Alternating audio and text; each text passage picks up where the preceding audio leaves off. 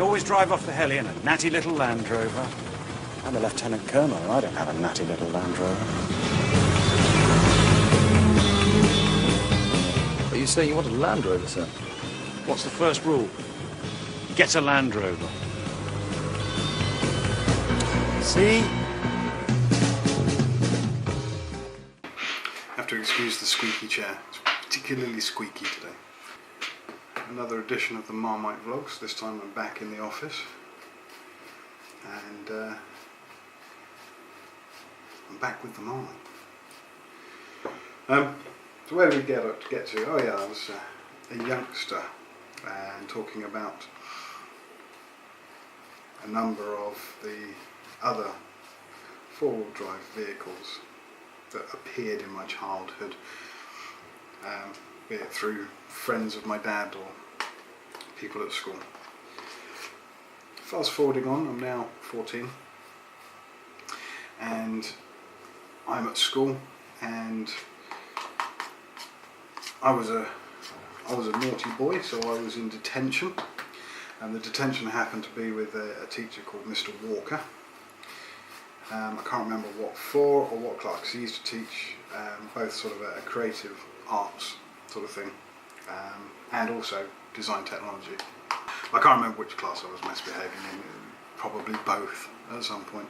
Detention happened to be on a Friday evening, and on a Friday evening our school had a field archery team, had a field archery club, a school club, and used to go around the local area and partaking in field archery.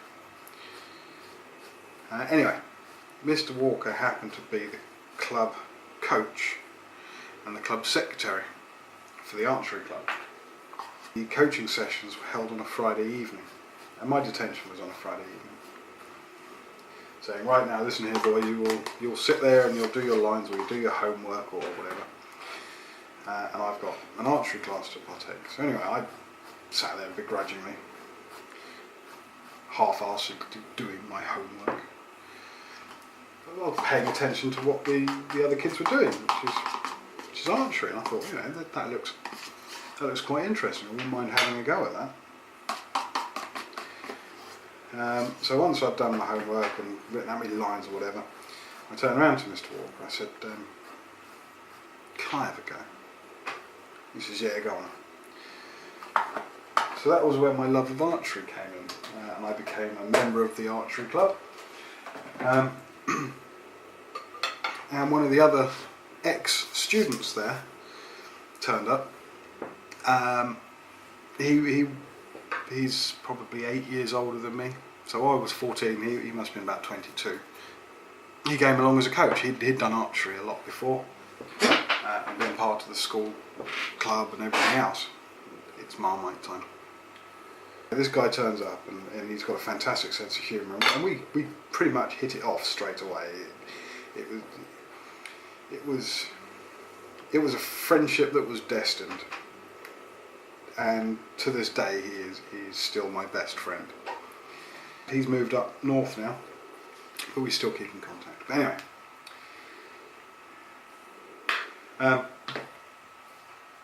this guy Richard, he owned a Series 2A Land Rover hardtop, a long wheelbase hardtop.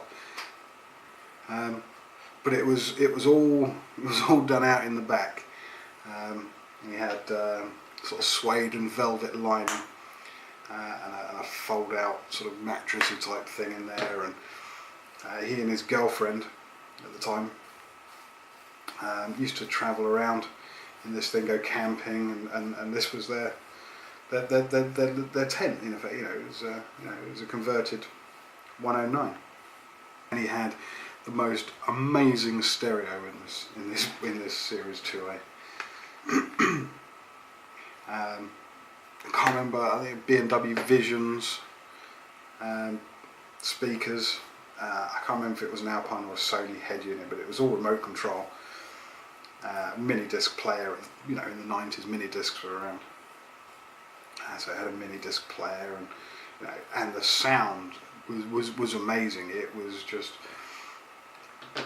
loud. But for archery competitions, when you're travelling up to a field archery event, which can be in the middle of nowhere sometimes, rocking up in this Series 2A Land Rover with belting tunes coming out. The tune that we were synonymous for turning up to was Black Betty.